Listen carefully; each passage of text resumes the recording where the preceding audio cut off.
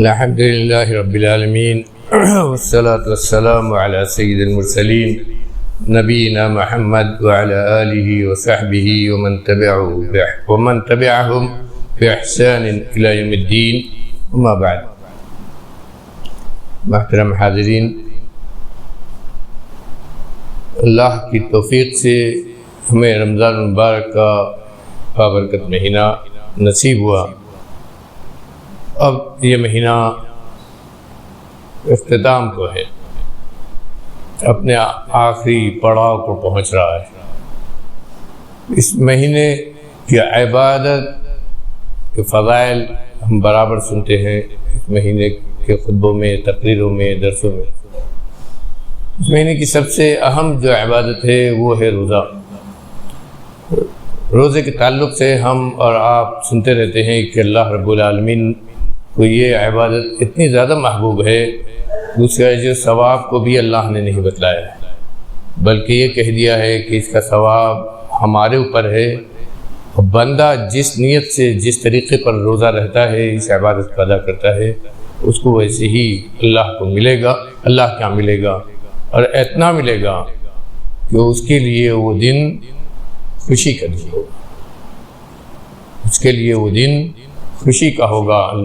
حدیث پیچھے گزر چکی ہے کہ روزہ دار کو اصلی خوشی تو اس وقت ملے گی جب وہ اپنے رب سے جا کر ملے گا اور اس کا رب اسے اس کے روزے کا جو ثواب دے گا۔ اس روزے کی اہمیت کا اندازہ اس بات سے بھی لگانا چاہیے کہ جب ہم اس عبادت کو ختم کرتے ہیں تو اس وقت اللہ رب العالمین نے ایک اور عبادت ہمارے اوپر فرض کی ہے، اور وہ ہے صدقہ فطر۔ درس مختصر ہوتا ہے، ہم صرف صدقہ فطر ہی کا آج ذکر کریں گے۔ اس صدقہ فطر کتنا اہم اور کتنا ضروری ہے، حدیثوں میں باقاعدہ اس کا بیان ہے۔ اس کے مسائل کو ہمیں جاننا ضروری ہے۔ ہر سال کچھ نہ کچھ ہم سنتے ہیں، لیکن یاد دہانی کے طور پر اس کو بیان کرنا ضروری بھی ہے، کیونکہ بعض ہمارے احباب اور خاص طور پر نوجوان احباب اشتباہ میں پڑے رہتے ہیں اور مختلف قسم کے سوال کرتے ہیں۔ ان سوالوں کا جواب سب حدیثوں کے اندر موجود ہے۔ پہلی حدیث ہے عن ابن عمر رضی اللہ عنہ قال فرض رسول اللہ صلی اللہ علیہ وسلم زکاة الفطر ساع من تمر او ساع من شعیر على العبد والحر والذکر والانثى والصغیر والکبیر من المسلمین وَأَمَرَ بِهَا أَن تُؤَدَّى قَبْلَ خُرُوجِ النَّاسِ إِلَى الصَّلَاةِ متفق علیہ۔ بخاری مسلم کے حدیث ہے، عبداللہ بن عمر رضی اللہ عنہ فرماتے ہیں کہ رسول اللہ صلی اللہ علیہ وسلم نے فرض کیا۔ یہاں یہ بات یاد رکھنا چاہیے کہ نبی کا ہر فرمان اللہ کا فرمان، نبی کا کام اللہ کے احکام کو ہم تک پہنچانا، میسنجر، رسول اسے لکھا میسنجر، اللہ کے پیغام کو پہنچانے والے۔ تو آپ جو کچھ کہتے ہیں، اگر یہ کہتے ہیں کہ یہ عبادت فرض ہے تو اپنی طرف سے نہیں ہے، ان کی طرف سے نہیں، بلکہ اللہ کی طرف سے ہے، کیونکہ اللہ کے حکم کو آپ نے ہم تک پہنچایا ہے۔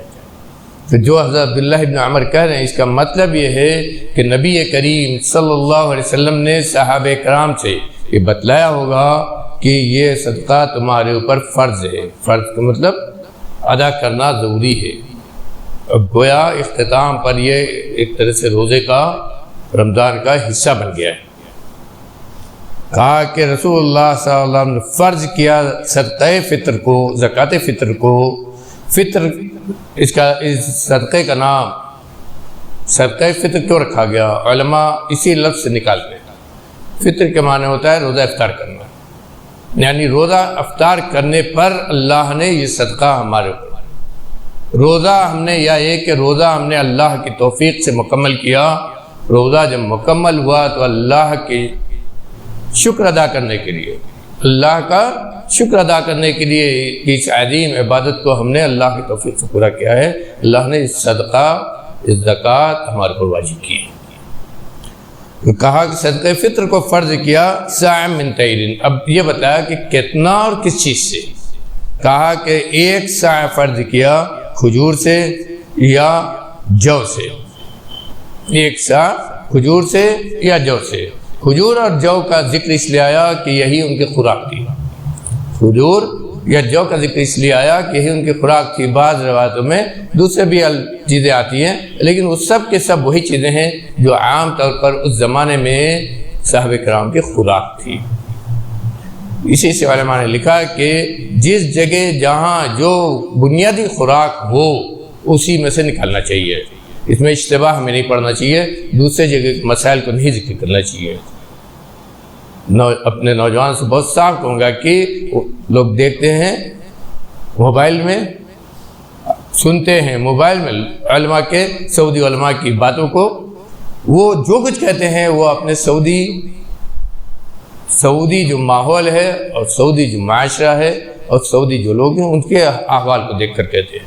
یہاں ہمیں مسائل کو اپنے علماء الحدیث جو گزرے اور جو ہیں ان کے اقوال میں تلاش کرنا چاہیے، ان کے فتاوی میں تلاش کرنا چاہیے. اس لیے کہ انہوں نے جو باتیں کہی ہیں وہ یہاں کے ماحول میں، ہندوستان کے ماحول میں، اور یہاں جو ماحول رہا ہے ان لوگوں کے زمانے میں احناف اور ہم لوگوں کے درمیان خاص طور پر، اس کے نقطہ نظر سے انہوں نے بیان کیا ہے. اور اسی لیے سعودی علماء کہتے ہیں کہ مسائل میں جتنی دقت سے علماء الحدیث ہندوستان کے علماء بیان کرتے ہیں مسئلے کو، ہم لوگ نہیں بیان کرتے.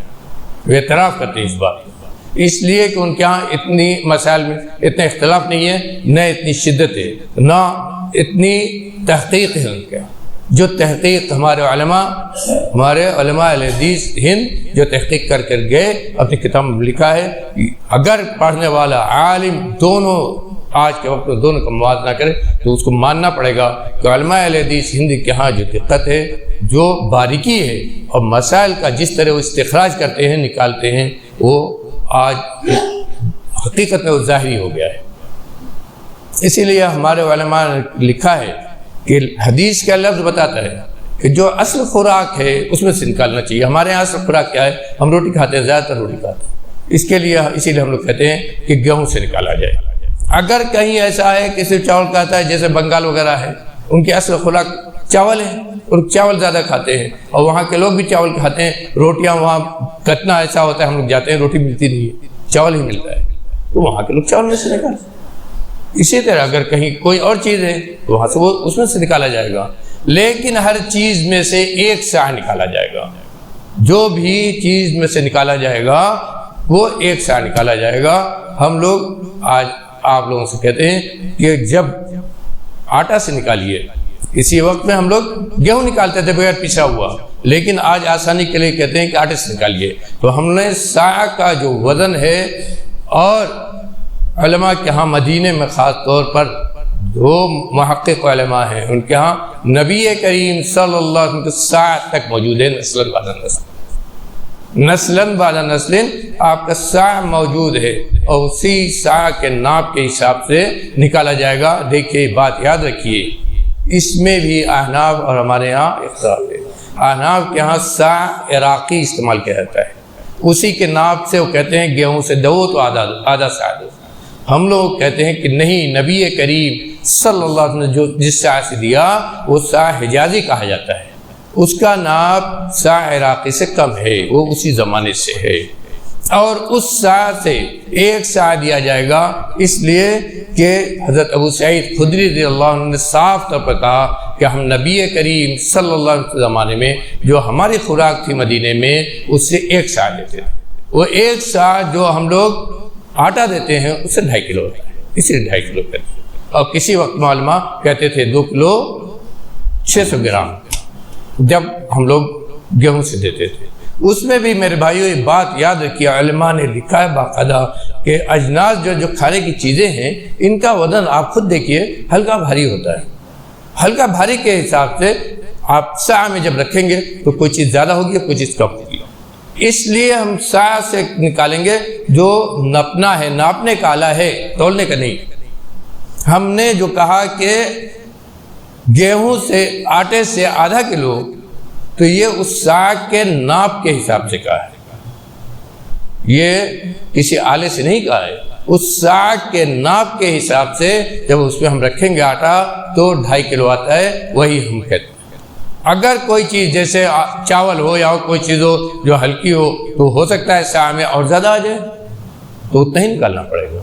اگر وہ بڑھ گیا تو 2.5 کلو نہیں، اس سے زیادہ اگر بڑھ گیا سا کے اندر، اس لیے کہ سا سے ناپا جائے گا اور سا ہی سے دیا جائے گا. حضرت ابو سعید خدری رضی اللہ عنہ کہا کہ حضرت معاویہ رضی اللہ عنہ زمانے میں، یہ بھی جان لیجیے، حضرت معاویہ رضی اللہ عنہ زمانے میں گیہوں مدینے میں آیا تھا. اس سے پہلے مدینے میں عام طور پر گیہوں نہیں تھا، جو کھاتے تھے وہ لوگ، عام طور پر جو کھاتے تھے. نبی کریم صلی اللہ علیہ وسلم کے بارے میں حضرت عائشہ کہتی ہیں کہ آپ کو کبھی کبھی ہم لوگ جب روٹی دیتے تھے تو جو کی ہوتی تھی. تو وہ لوگ جو نکالتے تھے اس زمانے میں صدقہ فطر، وہ جو سے نکالتے تھے. جب حضرت معاویہ کے زمانے میں شام سے گیہوں مدینے آیا تو یہ مہنگا تھا. اچھا شام کا گیہوں یہ سب سے زیادہ مشہور تھا عرب میں، یہ مہنگا ہوتا تھا. تو انہوں نے قیمت کا اعتبار کر کے کہا کہ آدھا سا دیا جائے. تو تمام صحابہ کرام نے اس کو نہیں قبول کیا. حضرت ابو سعید خدری رضی اللہ عنہ خاص طور پر کھڑے ہوئے کہا کہ نہیں، آپ کی بات ہم نہیں قبول کریں گے، اس لیے کہ ہم نبی کریم صلی اللہ علیہ وسلم زمانے میں ایک سا ہی دیتے تھے، اپنی خوراک میں سے ایک سا دیتے تھے. اگر آج گیہوں ہماری خوراک بن جاتا ہے، چاہے مہنگا ہو یا سستا، اگر ہماری خوراک بن جاتا ہے تو گیہوں میں سے بھی جب دیں گے تو ایک ہی سا لیں گے، اور یہی صحیح ہے، یہی صحیح ہے. لیکن بعض روایت میں آدھے سا کا بھی ذکر آتا ہے. اسی لیے شیخ الحدیث مولانا عبد اللہ مبارک پوری رحمۃ اللہ علیہ لکھتے ہیں کہ اگر کسی کے پاس استطاعت نہ ہو ایک سا دینے کی، ایک سا دینے کی استطاعت نہ ہو تو اسے، اور آدھا دے سکتا ہو تو اسے دے دینا چاہیے. کیوں؟ اس لیے کہ اس صدقہ فطر کی جو علت ہے وہ بڑی اہم ہے، آگے حدیث میں اس کا ذکر ہے. اس علت کو دیکھتے ہوئے انہوں نے کہا کہ اگر کسی کے پاس، یہاں تک انہوں نے کہا ہے کہ اگر کوئی آدمی صدقہ فطر لینے کا مستحق ہے اور لے رہا ہے، اور لے کر اس کے پاس اتنا ہو گیا کہ ایک دن کی خوراک سے زیادہ ہو گیا، تو اسے بھی چاہیے کہ جتنا نکال سکے نکال دے. کیوں؟ دیکھیے آگے کی حدیث میں اس کا ذکر آئے گا. اور اس کے بعد یہ کس کی طرف سے ہے؟ علی العبد والحر والذکر والانثى والصغیر والکبیر من المسلمین. یہ کس کے اوپر واجب ہے؟ اس کا بھی بیان ہے اس حدیث میں. مسلمانوں میں سے ہر فرد پر، چھوٹا ہو بڑا ہو، مرد ہو عورت ہو، سب کے سب آزاد ہو غلام ہو، سب کے اوپر، یہاں تک کہ آپ کا جو ملازم آپ کے یہاں کام کرتا ہے، علماء نے لکھا ہے کہ اس کے اوپر اگر آپ اس کو کھلاتے پلاتے ہیں، تنخواہ دے کر اس کو چھوڑ دیتے ہیں کہ جاؤ تم آزاد ہو، وہ اپنے کھانے پینے کا انتظام کرتا ہے تو الگ ہے، وہ آزاد ہے. لیکن اگر آپ کسی کو، جیسے مزدورین ہوتی ہے، رکھتے ہیں لوگ، کھانا دیتے ہیں اس کو، کھانے پر رکھتے ہیں، تو گویا اس کی خوراک آپ کے ذمہ ہے. ایسے اگر کسی کی خوراک آپ کے ذمہ ہے تو اس کی طرف سے بھی آپ صدقہ فطر نکالیں گے. یہاں تک کہ اگر کوئی بچہ ہے گود میں تو اس کی طرف سے صدقہ فطر نکالا جائے گا. صدقہ فطر میں اس کی کوئی بھی شرط نہیں ہے کہ روزہ دار ہی ہو، روزہ رکھنے والا ہی ہو. اگر کوئی بیمار ہے، روزہ نہیں رکھا اس نے، اس کے روزے کی طرف سے فدیہ دیا گیا ہے تو اس کی طرف سے بھی صدقہ فطر نکالا جائے گا. اگر کوئی بیمار ہے، روزہ نہیں رکھا، کوئی بوڑھا ہے روزہ نہیں رکھا اور روزے کا فدیہ دیا گیا تو اس کی طرف سے بھی صدقہ فطر نکالا جائے گا. یہ بھی ذہن میں رکھیے. گھر کے ہر فرد کی طرف سے، چھوٹا بڑا سب کی طرف سے صدقہ فطر ادا کیا جائے گا. اور اس کی بھی شرط نہیں ہے کہ دینے والا صاحب نصاب ہے کہ نہیں ہے. زکوٰۃ کس کے اوپر واجب ہوتی ہے؟ جو نصاب متعین ہے زکوٰۃ کا، وہ نصاب کا، اس نصاب کو آپ کا مال پہنچے گا تب زکوٰۃ واجب ہوگی. اس نصاب کو آپ کا مال پہنچے گا تب زکوٰۃ واجب ہوگی. جب اس پر سال گزرے گا تب زکوٰۃ واجب ہوگی. صدقہ فطر میں یہ دونوں شرطیں نہیں ہیں. صدقہ فطر کے لیے ضروری نہیں ہے کہ آپ صاحب نصاب ہو، اتنا مال ہو کہ آپ کے اوپر زکوٰۃ واجب ہو. یہ کوئی شرط نہیں ہے. احناف کیا ہے؟ یہ حدیث میں کہیں نہیں ہے. احناف اس کو لازم کرتے ہیں لیکن یہ کہیں نہیں ہے. یہ صدقہ فطر ہر فرد، گھر کے ہر فرد کی طرف سے نکالا جائے گا اور مسلمان ہی اس کو ادا کریں گے کیونکہ روزہ وہی رکھیں گے، اور مسلمان ہی کو دیا بھی جائے گا. یہ بھی یاد رکھیے. اگر آپ جان بوجھ کر کسی غیر مسلم کو صدقہ فطر دیتے ہیں تو آپ کا صدقہ فطر ادا نہیں ہوگا. یہ یاد رکھیے. ہم لوگ اپنے ہاتھ سے دیتے ہیں تو ہم ذمہ دار ہوتے ہیں اس کے. ہمارے بیت المال کا نظام نہیں ہے کہ اٹھا کر ہم نے اس کو دے دیا، یا اگر کوئی نظام ہو تو اگر ہم نے وہاں دے دیا تو اس کی یہ ذمہ داری ہوتی ہے کہ صدقہ فطر صرف مسلمان، غریب، فقراء، مساکین کو دیا جائے، اور آپ اپنے ہاتھ سے دیتے ہیں تو آپ کی ذمہ داری ہوگی کہ آپ مسلمان جان کر تلاش کر کے مسلمان کو دیں۔ اور کب دیا جائے اس کا بھی حدیث میں ذکر ہے۔ وَأَمَرَ بِهَا أَن تُؤَدَّى قَبْلَ خُرُوجِ النَّاسِ إِلَى الصَّلَاةِ، اور آپ نے یہ حکم دیا کہ صدقہ فطر عید کی نماز کے لیے نکلنے سے پہلے ادا کر دیا جائے، اس کا وقت متعین کر دیا۔ صدقہ فطر عید کی نماز کے لیے ہم نکلتے ہیں، اس سے پہلے ادا کرنا ہے۔ دوسری حدیث میں ہے اگر کسی نے صدقہ فطر عید کی نماز سے پہلے ادا کر دیا تو اس کا صدقہ فطر مقبول ہو گیا، صدقہ فطر ہو گیا اس کا، لیکن اگر کسی نے نماز کے بعد ادا کیا تو اس کا صدقہ فطر نہیں ہوا۔ عام صدقات میں اس کو اللہ قبول کر لے، عام صدقات میں اس کو اللہ تعالیٰ قبول کر لے تو الگ بات ہے، لیکن اس کا صدقہ فطر نہیں ہوا کیونکہ وقت کے بعد اس نے ادا کیا۔ اسی لیے علماء نے لکھا ہے کہ یہ عبادت موقتہ ہے، موقتہ کہتے ہیں وقت کے ساتھ بندھی ہوئی ہے، یہ عبادت ایسی ہے جو وقت کے ساتھ بندھی ہوئی ہے، اسی وقت میں آپ کو دینا ہے۔ رہا پہلے آدمی دے دے، یعنی ابھی رمضان ختم نہیں ہوا ہے، ابھی رمضان ختم نہیں ہوا، اس سے پہلے دے دے، تو اگر کہیں بیت المال کا نظام ہو یا ایک اکٹھا کر کے دیا جاتا ہو تو ایسی جگہ پر ایک دو دن پہلے دیا جا سکتا ہے۔ اب بہت پہلے آدمی چاہے کہ رمضان کے شروع میں دے دے، نہیں ہوتا۔ اس کی دلیل حضرت عبداللہ ابن عمر رضی اللہ عنہ اور بعض صحابہ کرام کی، وہ صدقہ فطر اپنے اطمینان کے لیے 2 دن پہلے بیت المال میں جمع کر دیا کرتے تھے۔ تو یہ صحابہ کا عمل ہے، اور یہ دلیل اس لیے کہ انہوں نے بغیر دلیل کے کام نہیں کیا ہوگا، یہ ہم مانتے ہیں ان کے بارے میں۔ تو بہت زیادہ پہلے دینا چاہے آدمی تو 1 دن پہلے دے سکتا ہے، لیکن بہت پہلے نہیں دینا چاہیے، بچنا چاہیے۔ اور آخری وقت نماز کا ہے، نماز سے پہلے ادا کرنا ہے۔ اور کیوں یہ صدقہ فطر فرض کیا گیا؟ دیکھیے بہت بڑی اللہ کی یہ بھی رحمت ہے۔ رمضان کا روزہ کتنا ہمیں اس روزے کی عبادت کو محفوظ کرنے کا اور اللہ کے یہاں مقبول ہو جائے، قبول کر لی جائے، اللہ نے اس کا راستہ بنایا۔ اس صدقہ فطر سے فرض کیا گیا کہ آپ کا روزہ جو اتنی محنت سے آپ رہتے ہیں، دن بھر بھوکے پیاسے رہتے ہیں، اللہ کی رضامندی کے لیے آپ اپنے کو ہر اس چیز سے بچاتے ہیں جسے اللہ نے منع کیا ہے، تقوی شعاری کی زندگی گزارنے کی کوشش کرتے ہیں روزہ رکھتے ہوئے، گالی گلوچ سے بچنے کی کوشش کرتے ہیں روزہ رکھتے ہوئے، کسی کو برا کہنے سے بچتے ہیں روزہ رکھتے ہوئے، ہر اس کام سے بچنے کی آپ کوشش کرتے ہیں جس سے اللہ نے منع کیا ہے روزہ رکھتے ہوئے۔ یہ آپ کے دل میں چاہت ہوتی ہے کہ یہ روزہ اللہ کے ہاں ہمارا پاک صاف قبول ہو جائے، تو اللہ نے یہ صدقہ فطر ہمارے اوپر فرض کیا کہ ہماری یہ عظیم عبادت اللہ کے ہاں پورے پاک صاف ہو جائے۔ اسی لیے نبی کریم صلی اللہ علیہ وسلم کیا فرمایا؟ حضرت عبداللہ بن عباس کی حدیث ہے، قال فرض رسول اللہ صلی اللہ علیہ وسلم زکاة الفطر طہرۃ للصائم من اللغو والرفث وطعمۃ للمساکین، رواہ ابو داؤد واسنادہ جید۔ عبداللہ بن عباس فرماتے ہیں کہ رسول اللہ صلی اللہ علیہ وسلم نے زکوٰۃ فطر صدقہ فطر کو فرض کیا ہم مسلمانوں کے اوپر۔ کیوں؟ 2 مقصد بتایا۔ پہلا اس لیے کہ ہمارا روزہ لغو و رفث سے پاک صاف ہو جائے۔ انسان بھول چوک اس کے سرشت میں داخل ہے، غلطی ہونا اس کے فطرت میں داخل ہے۔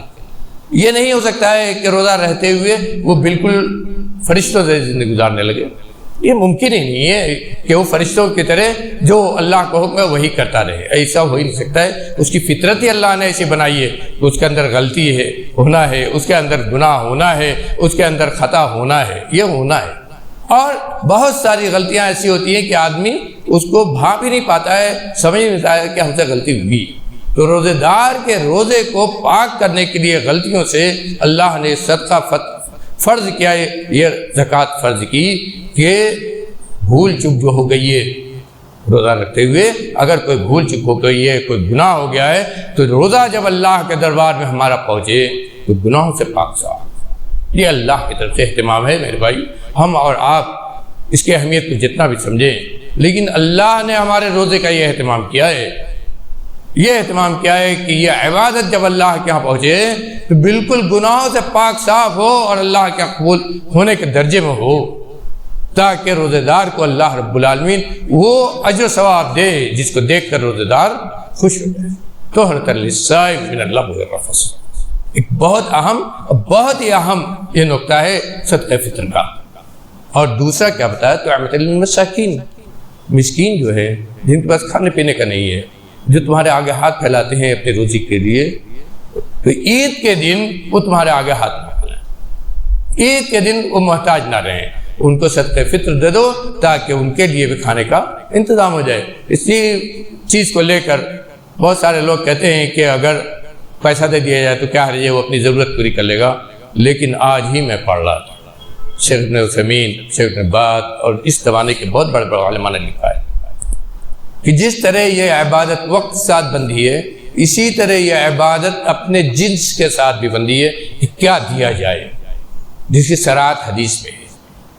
اللہ کو اس کا کیا علم نہیں تھا کہ آگے آنے والے زمانے میں یہ ہو سکتا ہے کہ ایسے لوگ بھی ہوں جن کو گلے کی ضرورت نہیں بلکہ پیسے کی ضرورت ہے جس سے وہ اپنی ضرورت پوری کر لیں گے؟ کیا اللہ عالم الغیب نہیں تھا اس زمانے میں؟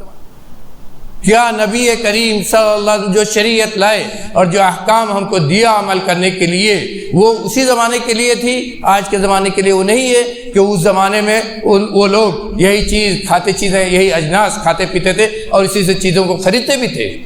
درہم و دنانیر بہت کم تھے لیکن بہت کم تھے کہ اتنی چیزیں تھیں کہ وہ جیسے کھانے کی چیزیں خریدتے تھے دوسرے سے خریدتے۔ کھجور اگر ان کو اچھا کھانا ہوتا تو کھجور کے بدلے کھجور خریدتے تھے، اسی طرح جو خریدتے تھے، تو بہت ساری چیزیں وہ ایک دوسرے سے خریدتے تھے، اس زمانے میں تھا۔ لیکن درہم و دنانیر سے بھی خریدتے تھے جو اس زمانے میں کچھ ان کو تھا۔ تو شریعت صرف اس زمانے کے لیے نہیں، شریعت تو آخرت تک کے لیے، قیامت قائم ہونے تک کے لیے بنائی گئی، اور یہ بتلایا گیا ہم کو کہ یہ دین جو تم کو دیا گیا ہے یہ قیامت تک کے لیے ہے۔ تو اسی وقت ہم کو ایسے احکام دیے گئے ہوتے، بتایا گیا ہوتا کہ آج کے زمانے میں تمہیں اس طرح کرنا ہے، اگلے زمانے میں اگر ضرورت آئی تو اس طرح کرنا ہے، تب کہا جائے گا کہ شریعت مکمل ہے، تب کہا جائے گا کہ شریعت مکمل ہم کو دی گئی۔ ورنہ یہ کہا جائے گا نہیں یہ شریعت اسی زمانے کے لیے تھی، وہی ہو گیا اور آج کے زمانے کے لیے نہیں ہے۔ اور آج نہ جانے کتنے ایسے فاسق فاجر مسلمان ہیں اپنے آپ کو مسلمان کرنے والے جو اس طرح کی احادیث کا انکار کرتے ہیں اور کہتے ہیں کہ شریعت مکمل ہی نہیں ہوئی، اس زمانے کی بات صرف کی گئی ہے، اس زمانے کی بات نہیں ہے۔ اللہ رب العالمین ان لوگوں سے ہم کو بچائے اور ان فتنوں سے ہم کو بچائے۔ میرے بھائیوں، اس طرح کے فتنے آپ کے موبائل پر بھرے پڑے ہیں، بہت صاف کہتا ہوں، آپ کے موبائل پر اس طرح کے فتنے بھرے پڑے ہیں، آپ اس کو پہچانتے، چونکہ آپ نے دین کو قاعدے سے اس جگہ سے نہیں پڑھا ہے جس جگہ سے پڑھنا چاہیے، اس لیے ان مسائل ان احکام کو آپ سمجھ ہی نہیں پاتے۔ اور بولنے والا اچھے سے بولتا ہے، بڑا خوبصورت بولتا ہے، اس کی آواز بڑی میٹھی میٹھی لگتی ہے، اس لیے آپ سمجھتے ہیں کہ اسی کی بات بڑی اچھی ہے اور یہی صحیح ہے اور یہی عمل کے لائق ہے، باقی ہمارے جو لوگ ہیں وہ تو ایسے ہی ہیں، خصوصا بیان کرتے ہیں۔ میرے بھائیو، دھوکے میں مت رہیے گا، نہیں تو اگر سنت کے خلاف آپ کا عمل گیا تو ہو سکتا ہے کہ اللہ کے قبول نہ ہو۔ اس لیے کہ کسی بھی عبادت کے قبول ہونے کے لیے، کسی بھی عبادت کے قبول ہونے کے لیے صدقہ فطر یہ بھی عبادت ہے، جس طرح روزہ عبادت ہے اسی طرح صدقہ خیرات یہ بھی عبادت ہے اور صدقہ فطر بھی عبادت ہے۔ تو ان عبادتوں کے قبول ہونے کے لیے دو چیزیں بنیاد ہیں، ایک نیت آپ کی ریاکاری نہ ہو، خلوص ہو، دوسرا نبی کریم صلی اللہ علیہ وآلہ وسلم کی سنت کے مطابق ہو، اتباع سنت جسے کہتے ہیں۔ سنت کے مطابق آپ نے جیسے کیا ویسے ہی ہم کریں گے تب قبول ہوگا۔ اگر ہم کسی کی بات میں آ کر اس کی مخالفت کرتے ہیں تو معلوم نہیں وہ قبول ہوگا کہ نہیں ہوگا، یہ اللہ کا علم ہے۔ اسی طرح اس مسئلے میں بھی ہے، اور علماء اہل حدیث کا اس بات پر اتفاق ہے کہ صدقہ فطر اجناس میں سے، یعنی جو کھانے پینے کی چیزیں انہی میں سے نکالا جائے گا، پیسہ نہیں دیا جائے گا۔ صرف ایک کچھ علماء نے رکھا ہے، اگر کوئی ایسا وقت آئے کہ قحط سالی ہو جائے اور کھانے کی چیزیں نہ ملے، گیہوں نہ ملے، آٹا نہ ملے، کھانے کی چیزیں دستیاب نہ ہو اور ایسے حالات ہو جائے، تو اس وقت بھی آپ کو صدقہ فطر ادا کرنا ہے، تو اس وقت آپ یہ کر سکتے ہیں کہ پیسے سے دے دیں، اس وقت اس مجبوری کی حالت میں، کیونکہ مجبوری کی حالات میں شریعت کے احکام کہیں کی بدلتے ہیں، تو اس مجبوری کی وجہ سے یہاں حکم بدل کر یہ ہوگا کہ آپ پیسے سے بھی دے سکتے ہیں، لیکن یاد رکھیے میری بات کو غلط طریقے سے مت بیان کیجیے گا، میری بات کو غلط طریقے سے مت بیان کیجیے گا۔ صرف اس صورت میں پیسہ دینا جائز ہوگا جب مجبوری کی حالت ہوگی اور غلہ نہیں ہوگا اس میں سے دیا جائے، تب آپ 1 سا گیہوں یا جو بھی کھانے کی چیزیں اس کا پیسہ دے سکتے ہیں۔ احناف کے ہاں اس کا بہت رواج ہے اور باقاعدہ پہلے ہی سے اب شروع ہو چکا ہے کہ اس سال صدقہ فطر کا اتنا پیسہ ہوگا، اور یہ پیسہ عام طور پر ان کے مدارس میں جاتا ہے، عام طور پر یہ پیسہ ان کے مدارس میں جاتا ہے، جو ہم اچھے سے جانتے ہیں۔ میرے بھائیوں، اس کے مستحق مدارس کے طلبہ سے زیادہ ہمارے وہ مسلمان بھائی ہیں جو مختلف بستیوں میں آپ کے آس پاس غربت مسکنت کی زندگی گزار رہے ہیں، جو دن میں ایک بار کسی طرح کھاتے ہیں، روزہ افطار کرنا بھی ہوتا ہے تو ان کے پاس اتنا کچھ نہیں ہوتا ہے کہ پیٹ بھر کھا لیں، بلکہ پانی سے اور کسی چیز سے روزہ افطار کرتے ہیں اور کسی طرح اپنا پیٹ پالتے ہیں۔ یہ صدقہ فطر حقیقت میں ایسے غریب و مسکین کا حق ہے، اور انہی تک پہنچانا یہ ہم سب کی ذمہ داری ہے، اور ہم نے جمعیت سے جو اس کو شروع کیا ہے اسی ذمہ داری کو اٹھاتے ہوئے، اور اسی لیے ہمارے پاس اللہ کا شکر ہے کہ علاقے کا، اپنے ضلع کے علاقے کا کہاں کس جگہ کون سے گھر میں کتنے غریب ہیں، کون سے مستحق ہیں، اس کا ڈاٹا ہم لوگوں نے کئی سالوں میں اکٹھا کر رکھا ہے، اور انہی جگہوں پر ہر سال اس ڈاٹے کو ریفائن کرتے ہیں۔ یہ نہیں ہے کہ پچھلے سال کا جو ہے اسی کو رکھ کر بانٹ دیا گیا، بلکہ اس کو ریفائن جو ہم کہیں وہ کرتے ہیں، تاکہ اگر کوئی آدمی اس سال کمانے لگا، مستحق نہیں بچا صدقہ فطر کا، تو اس کو نہیں دیں گے، اور اگر کوئی آدمی پیسے والا تھا لیکن اللہ کی قدرت اس کا کاروبار بگڑ گیا، مقروض ہو گیا، ایسا ہو گیا کہ اس کے پاس اب کھانے کا نہیں ہے، وہ اپنے گھر کا خرچ نہیں چلا پاتا ہے، صدقہ فطر کا مستحق ہو گیا، تو اس کو صدقہ فطر میں پہنچایا جاتا ہے۔ تو میرے بھائیوں، کوشش کیجئے کہ اس عبادت کو بھی صحیح طور پر ہم ادا کریں، تاکہ ہم نے جو روزہ رکھا ہے اور روزے میں جو عبادتیں کی ہے، اللہ سے جو اپنے گناہوں سے توبہ کیا ہے، یہ سب اللہ کے ہمارا صحیح طور پر قبول ہو۔ اللہ نے اس کی قبولیت کا یہ سب راستہ بنایا ہے، بہت اہم اور بہت صاف طور پر آپ نے حدیث میں نبی کریم صلی اللہ علیہ وسلم فرمایا ہے کہ جو غنی ہے وہ بھی ادا کرے، جو فقیر ہے وہ بھی ادا کرے۔ ایک روایت میں ہے، آپ نے فرمایا کہ اما غنیکم فیزکیہ اللہ، اگر آدمی مالدار ہے اور صدقہ فطر ادا کر رہا ہے تو اللہ رب العالمین اس کی عبادت کا، اس کے دل کا، اس کی طبیعت کا تزکیہ کر دے گا، صفائی کر دے گا، ہمارا دل بھی صاف ہو جائے گا، اللہ کی عبادت کا توجہ ہونے لگے گا، تقویٰ پیدا ہو جائے گا اس کے اندر، اور ہمارا عمل بھی صاف ستھرا ہو جائے گا کہ اللہ کے دربار میں قبول ہو۔ اور اگر دینے والا فقیر ہے، غریب ہے، اس کی روزی کم ہے، پیسہ کم ہے، پھر بھی وہ صدقہ فطر دے رہا ہے، تو اللہ رب العالمین اس کو اس سے زیادہ دے گا جتنا اس نے دیا ہے، کیونکہ روزی دینا اللہ کا کام ہے۔ وہ بار بار کہتا ہے کہ اللہ رب العالمین جس کی روزی چاہتا ہے کشادہ کر دیتا ہے، اور جتنا چاہتا ہے دے دیتا ہے، اور جس کی روزی چاہتا ہے تنگ کر دیتا ہے، اتنی تنگ کر دیتا ہے کہ اس کو رات کو کھانا نصیب نہیں ہوتا ہے۔ تو اس کے ہاتھ میں ہے، غریب ہے، آج ہم دے رہے ہیں لیکن اللہ کو راضی کرنے کے لیے، ہو سکتا ہے اگلا سال آتے ہوتے ہم خود صاحب نصاب ہو جائیں، یہ اللہ کے فیصلے پر ہے۔ اللہ تعالیٰ میں دے کہنے سننے سے زیادہ عمل کرنے کی توفیق دے، ہماری عبادتوں کو قبول فرمائے۔ ہمارے جو بھائی اس رمضان مبارک میں اپنی عبادتوں میں لگے ہوئے ہیں، اعتکاف کر رہے ہیں، قرآن کی تلاوت کر رہے ہیں، ذکر و اذکار کر رہے ہیں، رمضان کا روزہ رکھ رہے ہیں، رات میں تہجد کی نمازیں پڑھ رہے ہیں، رب العالمین ان سب لوگوں کی، ہم سب کی عبادتوں کو قبول فرما لے، ہماری عبادتوں کو اپنے ہاں نیکیوں میں لکھ دے، ہمارے میزان حسنات میں داخل کر دے، ہمارے لیے جنت میں جانے اور جہنم سے آزادی کا ذریعہ بنا دے۔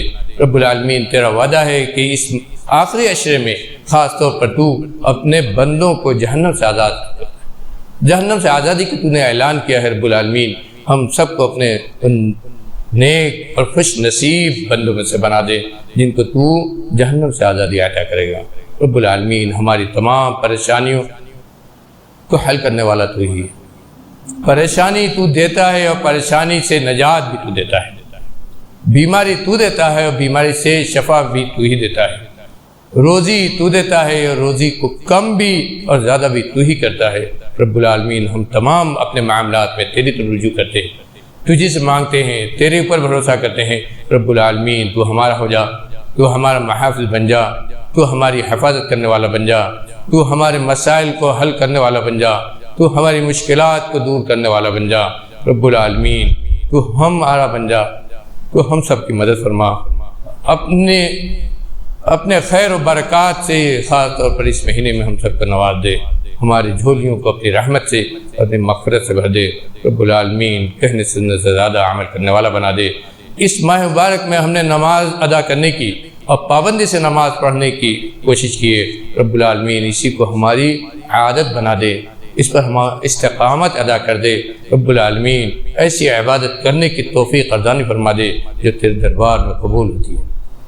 رب العالمین ریاکاری سے، دکھاوا سے، صرف دیکھا کر عبادت کرنے سے ہم کو محفوظ رکھ، اور اس طریقے پر عبادت کرنے کی توفیق عطا فرما جس طریقے کی عبادت کو قبول فرماتا ہے۔ دنیا جب تک زندہ رکھ، اسلام پر، دین توحید پر باقی رکھ، اور جب ہمارا خاتمہ ہو، آخری سانس ہو، نزا کا عالم ہو، اس سے پہلے رب العالمین تیرا کلمہ ہماری زبان پر ہو۔ جو ہمارے بھائی اس دنیا سے، جو ہمارے خیش بند اس دنیا سے، جو ہمارے بڑے بزرگ اس دنیا سے، جو ہمارے ماں باپ یا ماں باپ میں سے کوئی اس دنیا سے جا چکے ہیں، رب العالمین اس ماہ مبارک کی برکتوں کو دیکھتے ہوئے ہم تجھ سے مانگتے ہیں کہ ان سب کی تو مغفرت فرما دے، ہماری مغفرت فرما دے، تمام مسلمانوں کی مغفرت فرما دے، تمام مسلمانوں کی مرد اور سب کی مغفرت فرما دے، اور جو اس دنیا سے چلے گئے ہیں ان سب کی مغفرت فرما دے، ان کی قبروں کو نور سے بھر دے، ان کی قبروں کو جنت کی کیاری بنا دے۔ رب العالمین ان کی قبروں کو جنت کی کیاری بنا دے، ان کی قبروں کو تا حد نظر وسیع کر دے، پھیلا دے، ان کی قبروں کو جنت کی کیاری بنا دے، ان کی اس مرحلے کو اور ہمارے لیے بھی جب ہمارے لیے وہ مرحلہ آئے تو آسان تر کر دے، اپنی رحمت و مغفرت سے ہم سب کو ڈھانپ لے۔ اقول قولی ھذا واستغفر اللہ لي ولكم فاستغفروه ربنا تقبل منا انك انت السميع العليم۔ صلی اللہ علیہ وسلم محمد